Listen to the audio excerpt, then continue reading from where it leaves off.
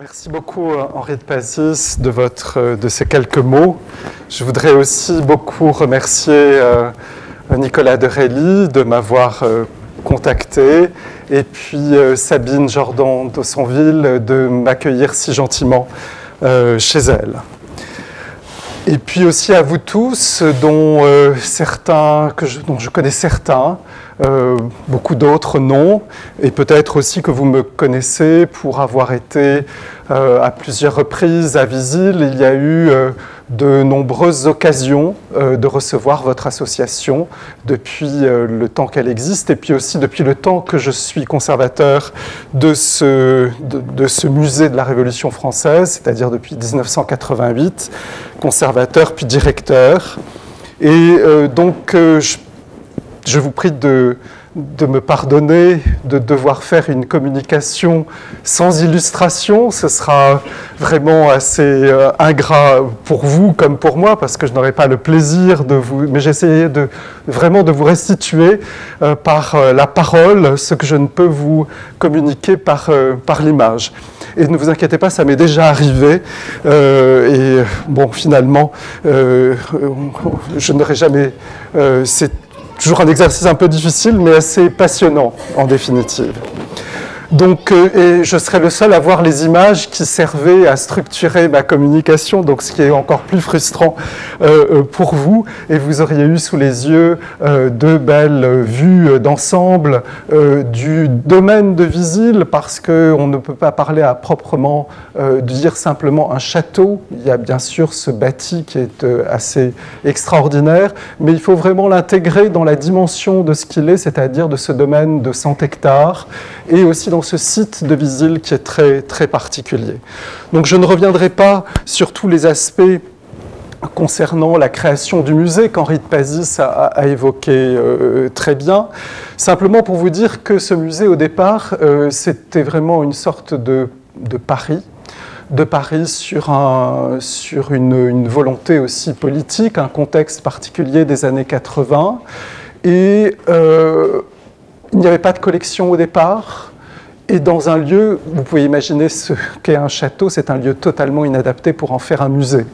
Donc il a fallu pendant toutes ces années constituer des collections, mettre en place ces collections aussi dans des aménagements muséographiques qui se sont succédés petit à petit. Et je vous aurais montré là toute une série de salles, de la diversité de ce que vous pouvez rencontrer à Visil. Alors peut-être certains d'entre vous ne sont pas venu depuis longtemps, depuis 20 ans ou 30 ans, sachez que le lieu a énormément évolué à l'intérieur. Il y a beaucoup plus de choses à voir, beaucoup plus d'espace à visiter, et tout a été recomposé en fonction d'une muséographie, bien sûr, qui privilégie la thématique principale du musée, qui est la Révolution française, mais la Révolution française à travers les arts, à travers l'image qu'en a donnée la Révolution française elle-même, ou que le 19e siècle et le 20e siècle ont voulu donner de la Révolution à travers une remémorisation visuelle, une célébration commémorative qui va changer dans le temps. Donc c'est tout ce que nous exposons, mais le château de Visil est aussi la pièce principale de notre collection. C'est vraiment le lieu emblématique où la Révolution se fait. Ce lieu, grande résidence des ducs de Lesdiguières, grande résidence ducale, va être progressivement abandonné au XVIIIe siècle, et on va voir à partir des Lumières des années 70 jusqu'au lendemain de la Révolution comment ce lieu va changer de statut social, c'est-à-dire passer d'un grand château aristocratique à une demeure bourgeoise, dans le meilleur sens du terme, mais aussi un lieu d'entrepreneuriat avec la création de la manufacture d'indienne. Et aussi un lieu de symbole politique à cause de cette fameuse assemblée de Visil, qui était un moment clé de ce lieu, c'est-à-dire le 21 juillet 1788.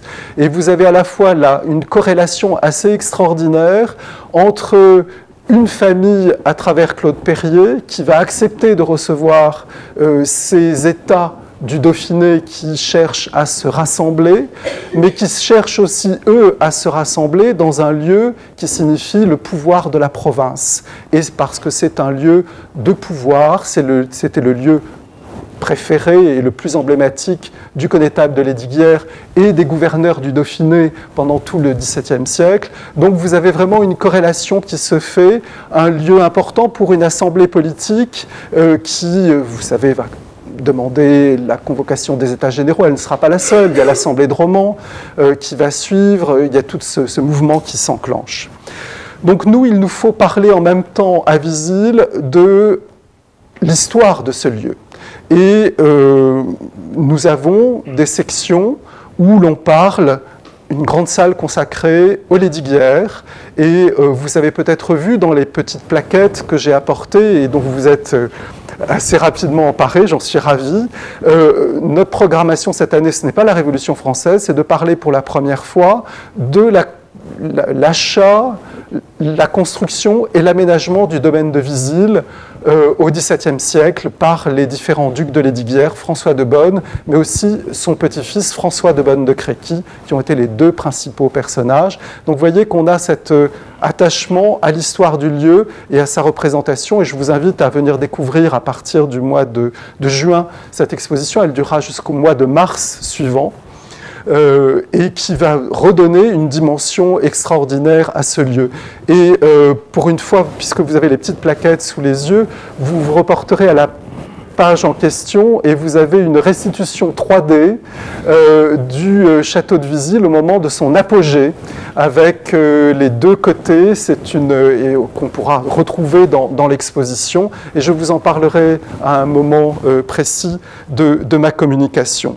Donc il y a une salle sur les Lesdiguières, il y a bien sûr une salle consacrée, même deux, au président de la République, parce qu'il y a eu des apports importants. C'est toute la symbolique du jeu aussi, de cette présence des présidents de la République sur ce grand lieu de tradition républicaine.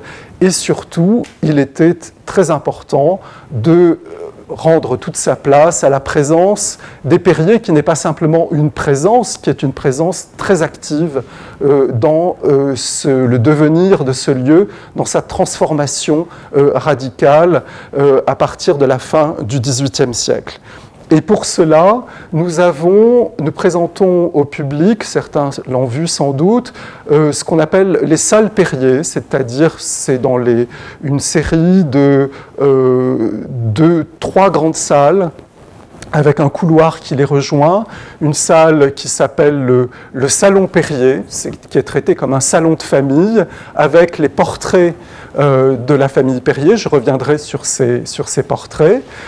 Une salle qui s'appelle la salle de la manufacture et qui, bien entendu, est présentée comme une sorte de bureau et qui permet d'évoquer le travail, la présence de cette manufacture d'indienne. Vous savez que ça a commencé par le papier peint, papier imprimé, pendant très peu de temps. Et comme c'était exactement le même matériel et que c'était beaucoup plus porteur, Claude Périer a décidé de passer à l'indiennage. Et ensuite, ça s'est complexifié, c'est-à-dire d'avoir toute la chaîne de production qui est arrivée à son apogée, finalement, au milieu du XIXe siècle. Mais je voudrais là donner un petit coup de chapeau parce qu'en travaillant sur les Lesdiguières, nous nous sommes rendus compte que Visil était déjà au XVIIe siècle un site proto-industriel. C'est-à-dire que lorsque François de Bonne a décidé de choisir ce lieu-là et pas un autre, c'est parce qu'il avait en tête de pouvoir exploiter tout le réseau hydraulique, toute la force hydraulique qui, vous savez, est très présente. Ça a été aménagé, canalisé, accentué, mais dès le départ, François de Bonne avait mis en place des forges, une papeterie, toutes sortes de moulins pour avoir un espèce de régime autarcique. Et par exemple, les papeteries fonctionnent toujours à Visil. C'est montrer cette continuité et finalement l'installation, le coup de génie des Perrier en choisissant finalement Visil, c'était aussi de poursuivre, de rentrer dans cette tradition d'entrepreneurs finalement et de gestion économique bien avisée pour continuer finalement rentrer dans ces pas, alors qu'après au XVIIIe siècle, les ducs de Villeroy qui étaient à Lyon ne s'intéressaient pas du tout à Visil, l'avaient mis en coupe réglée pour exploiter les bois, n'entretenaient pas le bâtiment, donc c'était une toute autre histoire. Donc nous présentons cette salle de la manufacture et puis aussi à la salle du centenaire qui permet d'évoquer plutôt la fin et plutôt la période Jean-Casimir Perrier, puisque Jean-Casimir Perrier était très proche de Sadi Carnot et lui succède et a participé intensément aux cérémonies du centenaire de la Révolution française, qui était un des grands moments de la Troisième République se proclamant entièrement républicaine. Donc c'est pour remplir ces salles Perrier, les collections que nous exposons ce sont essentiellement des portraits. Et vous savez que donc, le musée a été créé en 1983, sur le papier du moins, mais dès les années 1930, des membres de votre famille, les Guilbon, mais aussi les Lemasson, ont donné des portraits et des estampes concernant la famille Perrier. Alors, dans quel contexte ? Dans les années 30, il y a le syndicat d'initiative de Grenoble et du Dauphiné, qui est un syndicat très actif, qui met en place ce qui est la première route historique de France, c'est-à-dire la route Napoléon. Et il demande, en dehors du parcours que vous connaissez, de la prairie de la Rencontre, bien sûr, qui n'est pas très loin, il demande à la présidence de la République, qui a déserté en fait depuis la prise de possession du lieu en 1924, qui n'est jamais revenu. Gaston Doumergue est venu, mais il faudra attendre 1936 et 38 pour que Lebrun revienne. Et puis parce que le château de Visil, dès son classement monument historique en 1862, c'est-à-dire au moment de l'acquisition par Augustin Casimir Perrier, ce château va être un lieu ouvert au public, partiellement, quand les propriétaires ne sont pas là, mais il y a une permanence. Et si vous prenez le premier guide Michelin paru, on indique bien que le château est ouvert de telle heure à telle heure, sonné chez le gardien, et si les propriétaires sont là, on ne peut pas le visiter. Donc il y a cette espèce d'ouverture au public parce que c'est un lieu MH, on dirait aujourd'hui. Donc en 1930, il y a une ouverture plus grande et il y a un espace muséal qui est inséré dans l'étage, on appelait ça le salon historique, le musée historique, où on évoque toute l'histoire du château de Visil à travers des estampes, à travers des reliques de ce qui était dans l'aménagement du musée. Et donc c'est dans ce contexte-là que c'est Jacques de Guilbon et Hugues Lemasson vont donner une peinture de Valenti, qui est un portrait de Jacques Perrier, qui est exposé, que je vous aurais montré, et aussi toute une série d'estampes, de portraits de la famille. Donc il y avait déjà ce premier embryon de collection. Et bien sûr, en 1983, lors de la création du musée, il y a un événement qui se passe, c'est la vente d'une partie des collections qui était au château de Pont-sur-Seine par les de Diffré-Paquier. Et ça a été un des moteurs aussi, et c'est assez emblématique que les premières acquisitions du musée de la Révolution française en tant que telle soient la galerie de portraits des Perrier. Et c'est à partir de cela que dès l'année suivante, en 1984, est proposée, comme vous le savez, cette première exposition du musée de la Révolution française qui s'intitule « Une dynastie bourgeoise dans la Révolution, les Perrier ». Et donc qui est une vaste fresque, non pas simplement de la Révolution française, mais aussi de la Révolution de 1830 et de toute la période du XIXe siècle, qui a été la grande période de la famille Perrier. Alors on parle tout aussi bien de Visil que de Saint-Domingue, que des mines d'Anzin. Tout un travail a été fait par Robert Chagny, un historien, et aussi Vital Chomel, qui est un historien aussi, surtout un chartiste distingué, archiviste et directeur des archives départementales de l'Isère. Parce que, et ça c'est très important, dans l'achat à Pont-sur-Seine, il y avait certes une partie des portraits, peints, sculptés, gravés, toutes sortes de souvenirs, mais aussi il y a des choses qu'ont conservé les deux Diffré Paquier et qui se retrouvent dans leur propriété actuelle, non loin d'Argentan. Mais il y avait aussi toutes les archives. Et les archives sont conservées non pas au musée de la Révolution française, et elles sont conservées aux archives départementales de l'Isère et elles sont entièrement inventoriées. Vous avez là une mine extraordinaire sur l'histoire principalement des Perrier, parce que c'était vraiment leurs archives personnelles et qui sont commentées et maintenant qui commencent à être numérisées, donc qui commencent à être accessibles en ligne. Voilà, donc ce sont vraiment des... du coup, le musée de la Révolution française et le département de l'Isère se trouvent être un conservatoire de l'histoire de la famille Perrier à part entière. Et c'est pour ça aussi que nous sommes aussi engagés vis-à-vis de vous pour conserver cette mémoire familiale qui est complétée par des travaux généalogiques, toutes sortes de publications qui permettent d'enrichir ce sujet.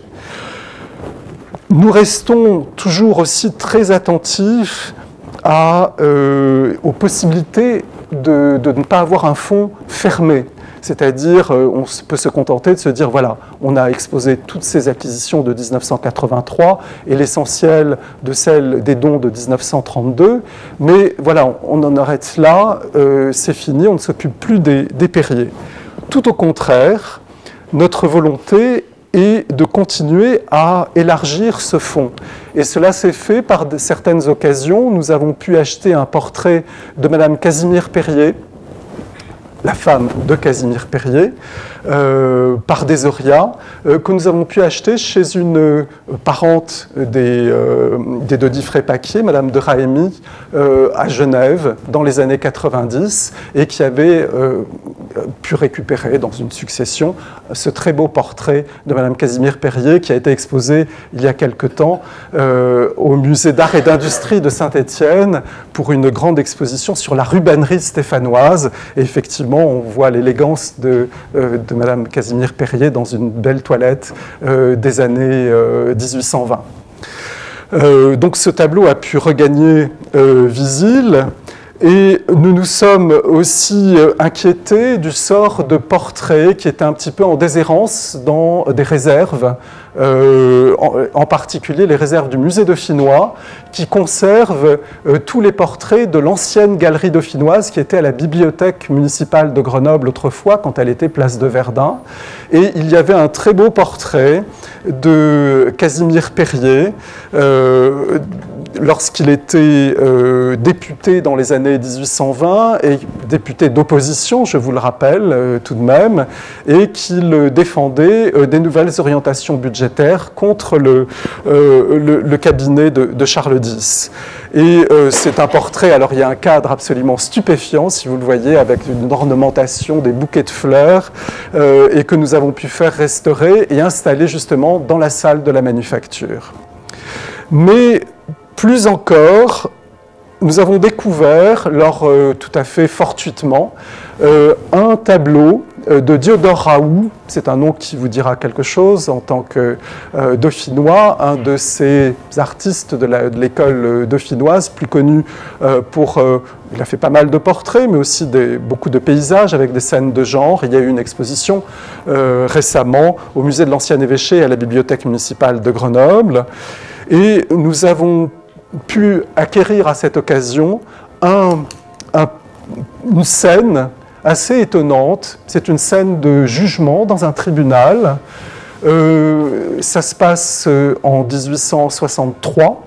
Donc le héros, entre guillemets, de cette scène ne peut être que Augustin Casimir Perrier, mais qu'il est dans un coin presque invisible, alors que la scène est tout entière tournée vers le procureur général, Monsieur Moisson, qui est le véritable héros du tableau. Alors pourquoi acheter ce tableau alors que dans un coin on ne voit que la silhouette un petit peu effacée d'Augustin Casimir Périer? Parce que justement c'est un tableau qui en creux va dire une chose très forte de l'histoire nationale et pas simplement iséroise de ce début de ce moment particulier des élections législatives de 1863. Vous savez que Augustin Casimir Périer a été un opposant farouche au coup d'État du prince-président en 1852, qu'il en a même fait de la prison, et qu'il va rester un opposant à toute la politique impériale du Second Empire. Et lorsqu'il achète en 1862 le domaine de Visil, c'est à cette occasion-là qu'il est classé monument historique d'ailleurs, à la succession d'Alphonse Périer, donc où finalement le château va pas rester dans la famille mais passer à une autre branche, il va tenter, tout parisien qu'il était, il va tenter quand même de se réinstaller en Isère et d'obtenir un mandat de député. Et il se présente aux élections législatives de 1863 contre le candidat officiel du régime.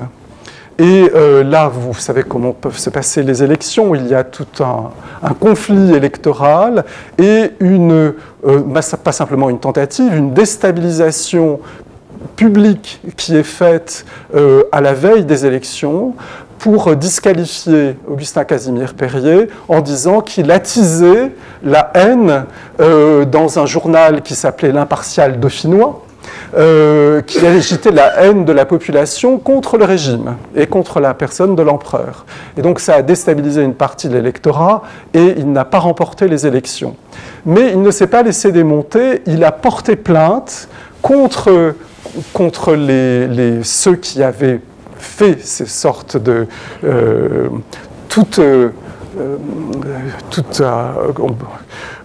comment dire, coïncidence tout à fait fortuite, hein, bien entendu. Et donc il va aller jusqu'au bout, porter plainte, et justement il va être défendu devant le tribunal de Grenoble en séance solennelle par un avocat parisien très brillant qui s'appelait Berrier, que l'on voit aussi sur la scène, et en fait va être acquitté. Et acquitté avec, vous imaginez, la place Saint-André remplie d'une foule compacte qui vient l'acclamer. Donc c'est une élection ratée, mais une élection réussie dans ce sens de l'adhésion populaire et aussi de la manière de dénoncer les manœuvres qui peuvent exister dans des situations électorales. Voilà, c'est une parenthèse, mais ce tableau est très intéressant justement pour dire aussi comment cette famille Périer restait attachée fondamentalement aux libertés d'entreprise bien sûr, mais aux libertés fondamentales, aux libertés d'expression et la liberté politique. Alors, il faut que je vous avoue que nous faisons disparaître aussi des traces des Périer à Visil. On le fait de façon très consciente et ça a été l'objet d'une campagne de 2 ans qui a coûté plusieurs millions d'euros au département. C'est-à-dire que nous avons refait les toitures du bâtiment principal. C'est-à-dire, ce n'est pas simplement refaire la couverture en ardoise, mais c'est refaire l'essentiel de la charpente, sauf les fermes et les sculptures et les structures des tours. Pourquoi cela? Vous savez que, et vous le voyez avec la restitution 3D de ce qu'était le château de Visil à son apogée, vous savez qu'il y a eu 2 incendies l'un en 1825, l'un en 1865, donc très peu de temps après l'acquisition par les Casimir Périer du château. En fait, pas au nom des Casimir Périer, parce que le château n'appartenait pas à Augustin Casimir Périer, il appartenait aux Fontenillat. C'est Camille Fontenillat, qui était sa femme, qui en avait fait l'acquisition avec les fonds Fontenillat, mais elle le mettait à la disposition finalement de son mari et de l'ensemble du, entre guillemets, clan Périer, puisque ça restait vraiment cette carte de visite politique, ce point d'accroche fondamental de la famille Périer. Et il a fallu par 2 fois que vos ancêtres pallient aux dégâts de l'incendie causé, vous vous en doutez bien, par l'activité manufacturière et des accidents qui peuvent en résulter.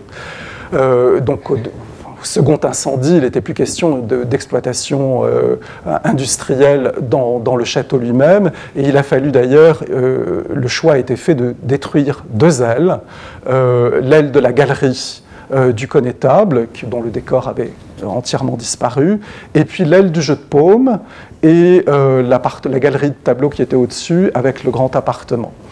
Déjà dans le premier incendie, la chapelle avait été supprimée en 1825, qui n'avait pas été reconstruite. Donc il faut vous imaginer l'engagement financier. Et puis alors c'était un monument historique, mais il n'y avait pas de subvention, ça ne fonctionnait pas de la même manière qu'aujourd'hui. Donc il fallait vraiment que la famille paye tout. D'où une qualité qui n'était pas mauvaise, parce que la toiture a duré plus de 150 ans, enfin un peu moins de 150 ans, une qualité de technique de couverture, je vous aurais montré quelques photos assez parlantes, qui était assez sommaire. Alors que là, nous sommes passés, c'est-à-dire que c'était du sapin, massivement, qui venait de Champmolles, qui avait été abattu et qui avait permis de refaire la toiture, alors que là nous sommes passés dans des bois du Queyras, des mélèzes du Queyras, et là la toiture devrait durer à peu près de 150 à 300 ans sans aucun problème. Et il y avait beaucoup de désordres qui se posaient, mais du coup c'est une trace qu'on a documentée, bien entendu. Je faisais une plaisanterie en disant que nous supprimons des traces des Périers, mais effectivement c'est un travail qu'ils ont fait qui était absolument colossal pour eux, un tout autre engagement financier que celui du département, qui bénéficiait aussi de l'aide de l'État et de la région. Donc, je voulais aussi vous dire que le mobilier qui est exposé dans les salles du niveau 3, c'est-à-dire toutes les principales salles, viennent en fait des Casimir Périer. Le château, bien sûr, ayant été endommagé, il a fallu qu'il le remeuble. Et depuis cette époque-là, et peut-être certains d'entre vous ne le savent pas, le château s'est toujours vendu avec son mobilier, le mobilier des Casimir Périer. C'est-à-dire même pendant la période présidentielle, le mobilier national a pris en charge tout le mobilier du château de Visil, et en partant à la fin de la période présidentielle, le mobilier national a laissé ce qu'il y avait trouvé. Donc on se retrouve avec un ensemble de mobilier, meubles, sièges, tables, etc., peintures aussi, sculptures, qui ont été rassemblés et collectionnés par les Casimir Périer, qu'ils ont achetés dans des ventes publiques dans les années 1860, mais aussi venant de différentes maisons qu'avaient les Fontenillat, une maison qui était à Bordeaux, etc. Donc il y a une collection de tableaux que nous mettons en valeur. Il y a 2 tableaux, par exemple, qui sont déposés au musée du Louvre, qui sont un tableau espagnol et un tableau français. Il y a un tableau que nous restaurons en ce moment actuellement pour le mettre dans les salles, qui est un tableau assez émouvant parce qu'on a découvert récemment son attribution. C'est un tableau d'une artiste femme, enfin, Elisabetta Marchioni, qui travaillait à Rovigo, donc voilà, près de l'embouchure du Pô, au XVIIe siècle, et qui était spécialisé dans les bouquets de fleurs. Et ce bouquet de fleurs, dans un vase, se trouvait dans la chambre de Madame Casimir Périer, Camille Fontenillat. Et elle l'a laissé en partant, elle a demandé à ce qu'il reste parce qu'au moment où les Casimir Périer ont vendu le château en 1895, après la démission de Jean Casimir Périer, le château s'est vendu dans les semaines qui ont suivi. Ça a été vraiment radical. C'était la fin de la fortune politique familiale, après être arrivé à cet apogée et à cet accident politique. Il y avait un désengagement par rapport à ce lieu qui a été cédé finalement à un entrepreneur, Monsieur Humbert. Mais elle avait laissé du mobilier, et tout le mobilier, certaines pièces sont restées en place, comme ce bouquet de fleurs qui était dans sa chambre et que nous faisons restaurer au Centre de restauration des musées de France à Versailles. Et je voulais en profiter pour dire que vous rappelez que la famille Périer, j'en ai parlé lors de votre visite l'été dernier, de certains d'entre vous, que les Périer, à tous les niveaux, ont été des grands collectionneurs. Ils ont rassemblé des collections très importantes. Et peut-être le plus grand chef-d'œuvre qui ait possédé un Périer, c'est Paul Périer, le frère d'Augustin, qui était en plus un excellent photographe, et ça c'est très peu connu. Et il avait dans sa collection un tableau absolument magnifique que vous pouvez aller voir, que vous connaissez certainement, c'est la Bethsabée de Rembrandt, qui est au musée du Louvre, et qui vous pouvez aller voir actuellement dans la nouvelle présentation des collections nordiques, qui est pour en partie achevée, et qui accompagne l'exposition Vermeer, que vous allez sans doute tous aller voir, Vermeer et les maîtres de la scène de genre. Donc c'est un tableau éblouissant qui a été restauré récemment, donc qui donne une autre vision de ce chef-d'œuvre de Rembrandt. Mais c'est vous dire à quel point c'était des gens qui étaient aussi engagés dans les arts par la collection, et surtout Paul Casimir Périer, qui est une des figures les moins connues et qui mériterait d'être beaucoup plus étudié par rapport à son rapport aux arts. Dans la documentation aussi, nous avons, dans toutes ces archives énormes et très disparates qui sont arrivées en 1983, il y avait aussi toutes sortes de photographies, de tableaux anciens que nous n'avions pas pu identifier. Et j'ai eu la surprise récemment à Londres de trouver quel était le tableau dont nous avions une reproduction en noir et blanc, très vieille et en assez mauvais état, un tableau de la famille Mosselmann. Alors, les Mosselmann, c'est un petit peu une famille qui se raccroche au niveau justement de Camille Fontenilla, puisque les Mosselmann, ce sont les grands-parents de Camille Fontenilla. Donc ils n'ont pas de rapport direct, mais c'est quand même la jeune fille qui est représentée, l'aînée de la famille qui est représentée dans ce tableau, c'est la grand-mère de Jean Casimir Périer.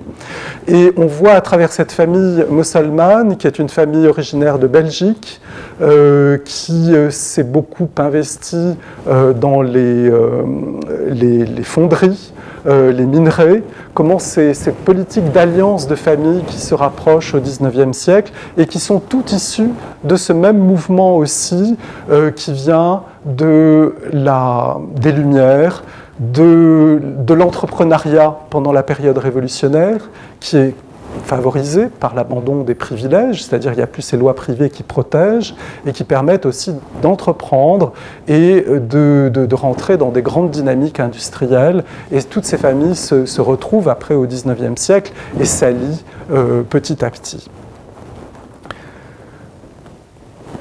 Pour terminer cette communication un petit peu rapide, je voudrais évoquer la première société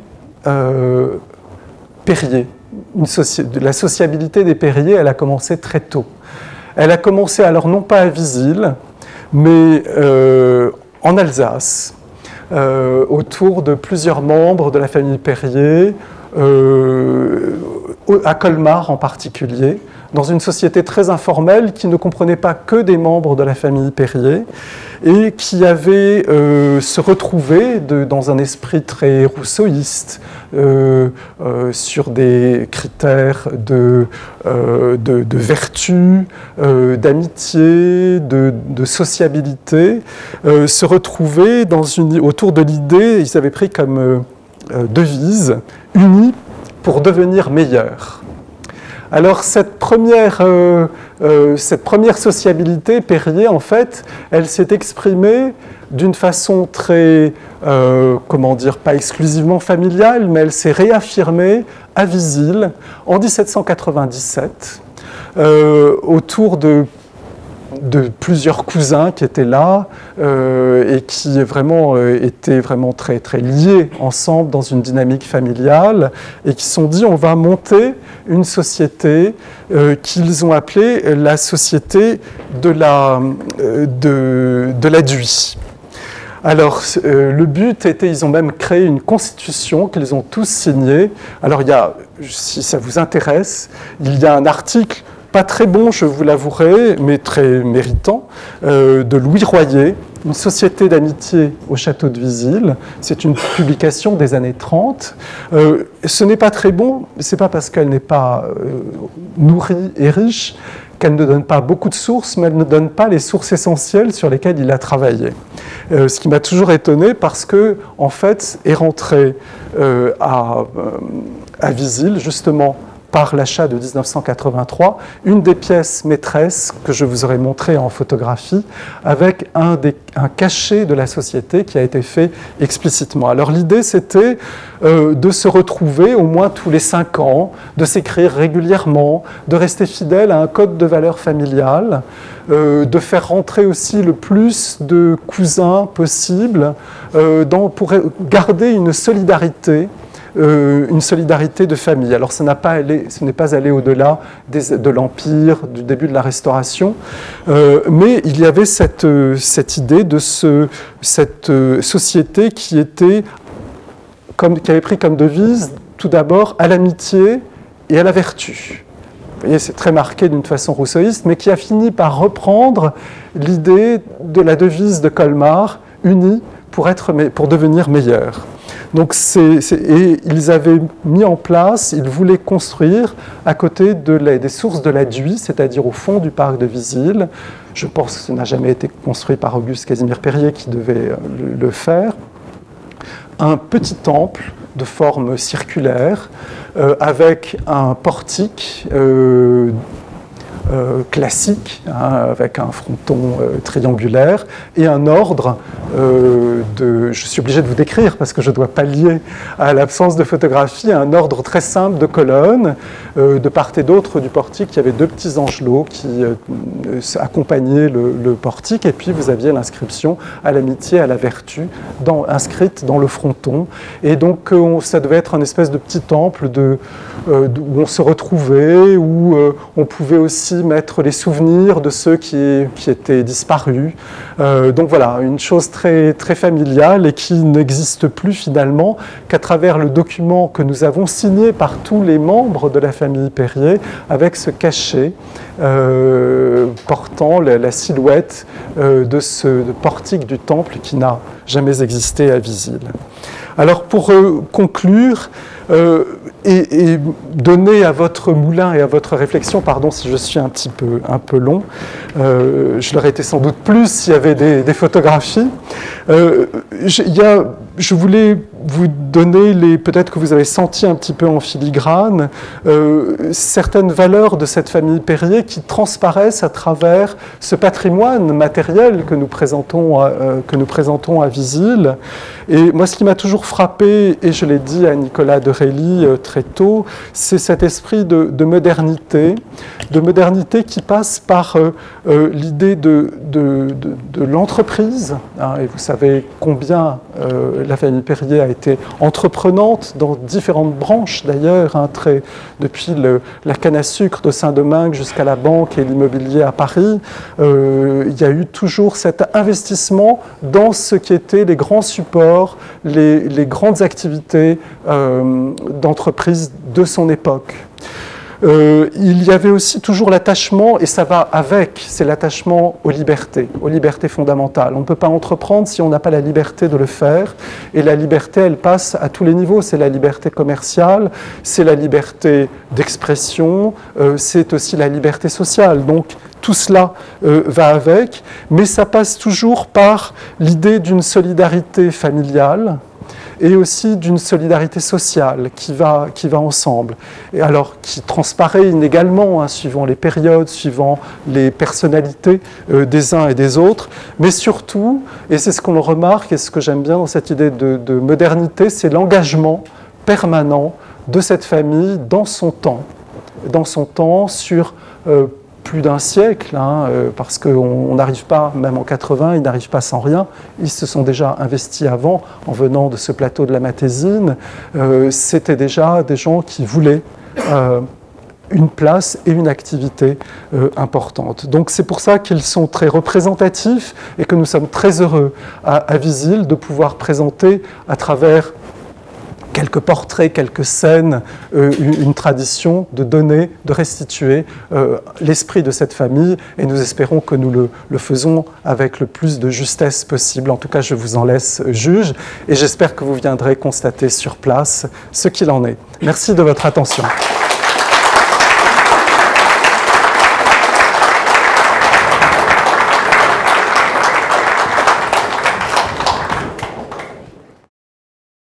Si vous l'avez compris, on a beaucoup de cercicas, de chevreuils. Il y a vraiment là toute une population quadripède importante, et ça c'est une tradition qui vient à la fois de Lesdiguières et qui a été soutenue par les présidents de la République, parce qu'au début il y avait toute une partie de cet immense espace clos qui était une réserve de chasse, aussi de chasse assez facile, hein, ils allaient chasser ailleurs. Donc cette tradition est restée, et pour des raisons très simples de sécurité par rapport au public, il n'est pas possible de se rendre aux sources de l'Aduy.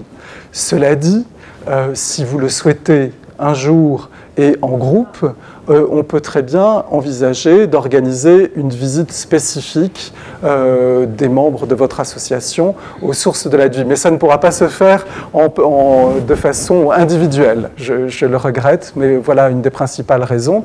Et sachez aussi que nous entreprenons à travers des crédits, il y a énormément d'investissements qui sont faits maintenant à travers des crédits dits nature et culture, sur la restitution des berges du Grand Canal, parce que ces berges sont en train de reculer et ont été beaucoup attaquées ces dernières décennies, et qu'il y a aussi un projet de restauration des différents petits édifices. Il y a pas mal de petits ponts, de structures, et surtout, par exemple, le bassin de la Reine, hein, qui fait partie de l'ensemble des sources de l'Aduy, puisque, vous savez, c'est une résurgence, hein, qui vient de la Romanche, puisque vous savez que tout le fond du parc est une sorte de dépôt du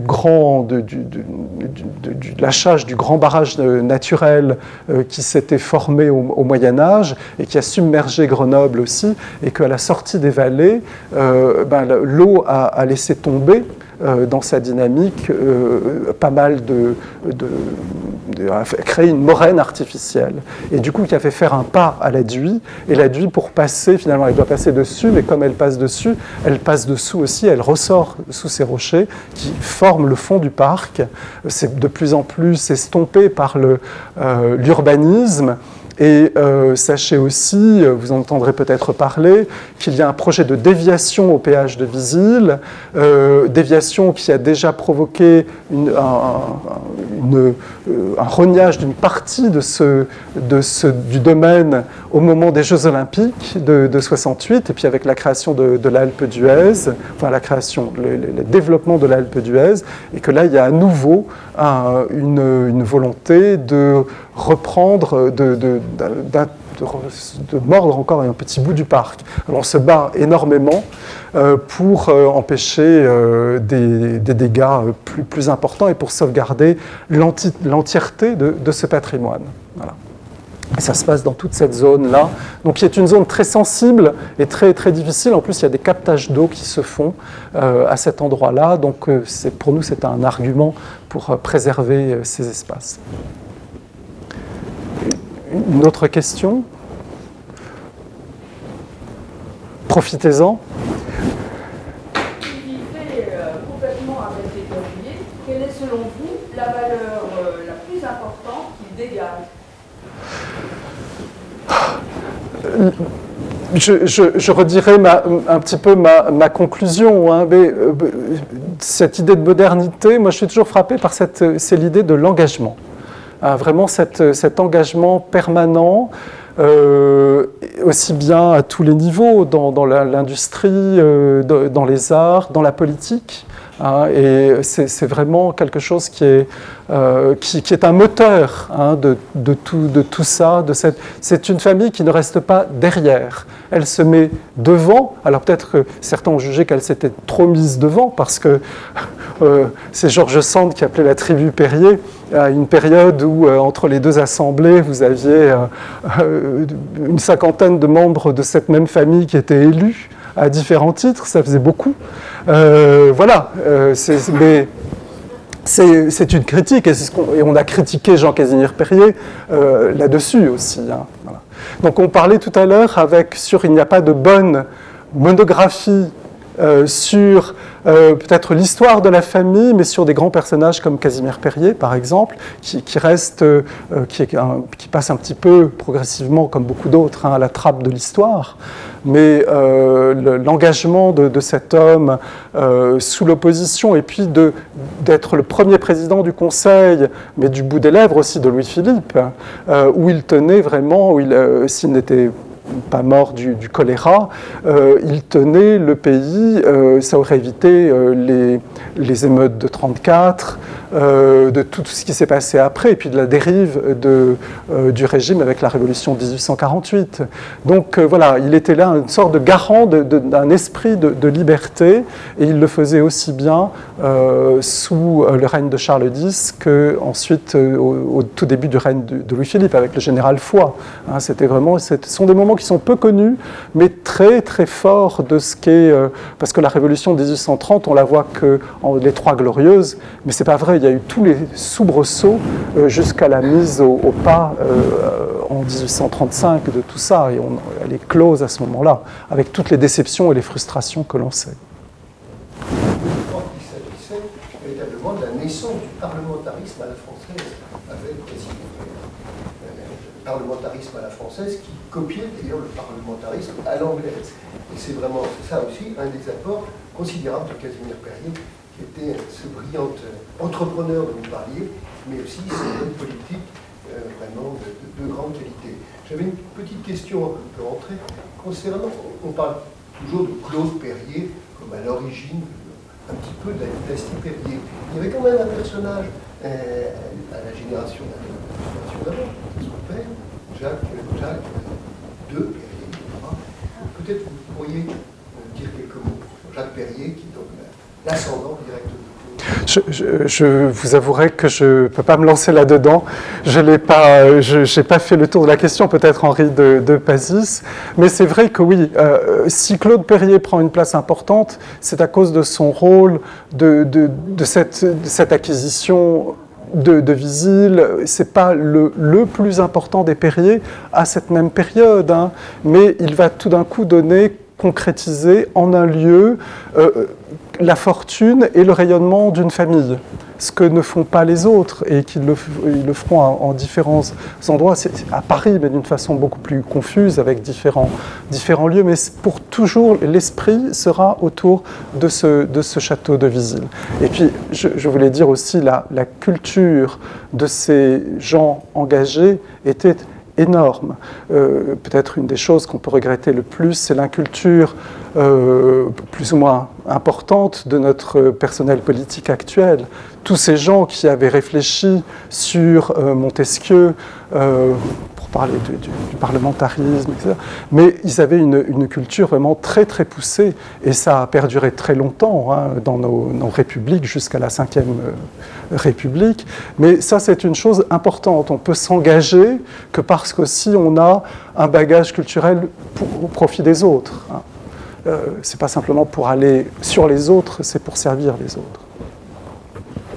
Est-ce qu'au niveau éducatif, est-ce que vous avez des informations? Parce que dans leur activité sociale, entre guillemets, je crois qu'ils privilégiaient pas mal la formation, même dans leurs ateliers. Vous avez des Alors, informations? Comme je l'ai dit souvent, je suis historien d'art et pas historien, et surtout pas historien de l'histoire sociale. Non pas que je m'en désintéresse, mais vous apportez des preuve concrète de cette activité-là. En tout cas, c'était quelque chose qu'il ne pouvait pas ignorer, hein, parce que, bon, on appelait ça, il devait connaître parfaitement quelles étaient les théories saint-simonistes, toutes les théories politiques qui circulaient à l'époque. Que faire aussi par rapport à tout ce monde ouvrier au développement duquel il contribuait? Ça, c'était une question essentielle. Mais comme je vous l'ai dit, en étant des hommes et des femmes de culture, hein, on ne parle pas assez aussi des... Il faudrait faire aussi tout un travail sur, en dehors de Philippine Duchesne, qui cache aussi la montagne de toutes les personnalités féminines de cette famille, voir aussi comment elle s'impliquait dans la passation aussi des valeurs, alors que ça se fasse au sein de la famille, dans le monde, autour d'institutions caritatives, charitables. Je n'ai pas d'éléments tangible à vous apporter, mais en tout cas, c'est un souci permanent qui va avec l'esprit d'entreprise et de liberté que j'ai déjà évoqué. Madame ?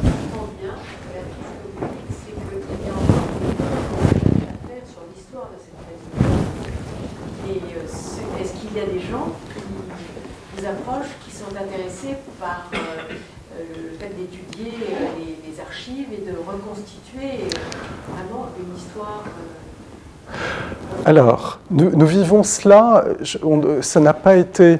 Il y a déjà eu tout un travail. Je veux dire, il y a beaucoup de sources Perrier qui sont disponibles, énormément. La généalogie est bouclée.